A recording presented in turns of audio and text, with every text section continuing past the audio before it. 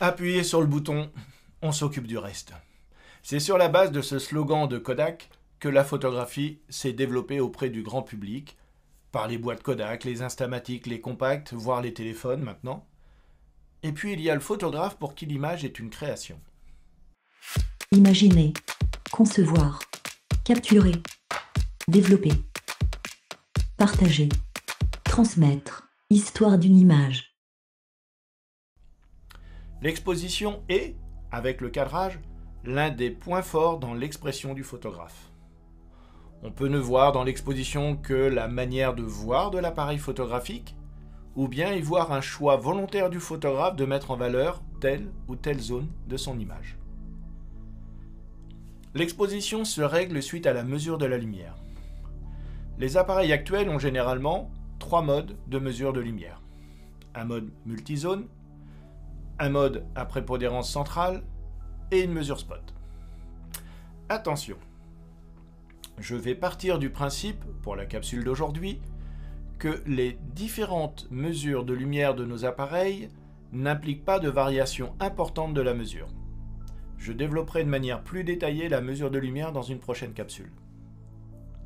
La prépondérance centrale est la première mesure intégrée en TTL dans les réflexes. Il s'agit d'une mesure prenant en compte plus largement le centre, environ 60%, que les bords, 40%, sans interprétation de la mesure par l'appareil photographique. La mesure spot, quant à elle, va mesurer une zone centrale très étroite du viseur. La mesure multizone, qu'elle soit matricielle chez Nikon ou évaluative chez Canon, va analyser la mesure sur plusieurs zones. Réaliser une analyse de ces zones pour en sortir une exposition soi-disant bonne. La mesure multizone a été conçue pour que le photographe réussisse à tous les coups sa photographie selon des normes établies par des ingénieurs.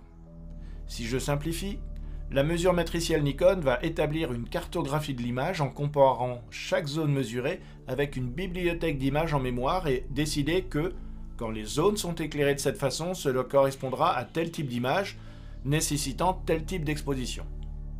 La mesure évaluative de Canon va mesurer, comme Nikon, une multitude de zones et va les traiter à l'aide d'algorithmes pour déterminer, à son avis, la bonne mesure de la lumière. À partir de cette mesure de la lumière, je vais pouvoir réaliser mon exposition selon différents modes d'exposition. Le mode auto, qui transforme mon appareil photographique en un gros compact, réglant la vitesse, le diaphragme, voire la sensibilité ISO souvent, me laissant peu de possibilités d'interaction sur ma prise de vue. Le mode programme, représenté par un P proposant de régler les ISO en auto ou non, établissant une proposition de vitesse diaphragme que je peux modifier. Vous pouvez constater sur votre appareil photographique que, quand vous êtes en mode programme, vous pouvez varier la vitesse et le diaphragme se modifiera automatiquement pour contrebalancer cette modification, et l'inverse fonctionne aussi, vous pouvez changer le diaphragme et la vitesse variera. Un autre mode est la priorité vitesse, mode S pour speed, vitesse en anglais, ou TV pour time value, valeur de temps. J'impose une vitesse et l'appareil réglera le diaphragme. A l'inverse, la priorité diaphragme, marquée A pour aperture, ouverture en anglais, ou AV, aperture value, valeur d'ouverture, cet automatisme me permet d'imposer le diaphragme et l'appareil réglera la vitesse. Le manuel, où je règle la vitesse et le diaphragme. On trouve sur les boîtiers un mode manuel ou un mode semi-automatique. Dans les deux cas, c'est du totalement manuel. La différence, c'est qu'en mode semi-automatique, c'est un mode manuel qui m'indique toujours les préconisations de la mesure de la lumière. Dans le cas du mode manuel, je n'ai plus du tout d'indication de mesure de la lumière. Un exemple d'exposition. Je vais régler ma sensibilité ISO à 400.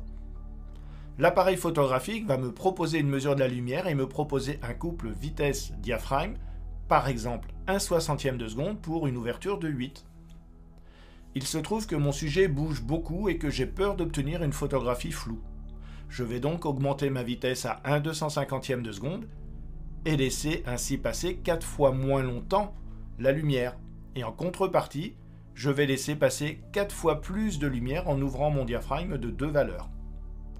Suivant un autre raisonnement, j'aimerais avoir plus de zones de netteté. donc je dois fermer davantage mon diaphragme, par exemple 22, soit 3 valeurs de plus. Je vais donc diminuer de 3 valeurs ma vitesse pour compenser en laissant la lumière passer plus longtemps. Ces trois paramètres, vitesse, diaphragme et ISO, forment ce que l'on appelle le triangle d'exposition. Si j'ouvre mon diaphragme, je peux baisser les ISO. Je peux aussi choisir d'ouvrir mon diaphragme pour augmenter ma vitesse, ou je peux baisser ma vitesse pour baisser mes ISO. Je peux bien entendu travailler sur ces trois axes à la fois. Modifier les ISO, modifier la vitesse et modifier le diaphragme selon ce que je veux obtenir. Le choix de ces paramètres fait totalement partie de la création de mon image. Et c'est là que je vais voir un mot apparaître, le compromis. Je voudrais augmenter ma vitesse, mais sans ouvrir le diaphragme. Mais si j'augmente mes ISO, je dégrade mon image. Eh bien, il y aura un choix à faire. C'est ça le compromis. Voilà une présentation simple de l'exposition. Dans la prochaine capsule, je vous parlerai de la mesure de la lumière et de comment nous l'apercevons. Si vous désirez suivre ce podcast et ne pas rater les prochaines capsules, eh bien abonnez-vous gratuitement à celui-ci et, si vous avez aimé cet épisode, n'hésitez pas à le dire en cliquant sur le pouce levé. Je m'appelle Stéphane Rioux de l'Histoire d'une image et je vous dis à bientôt.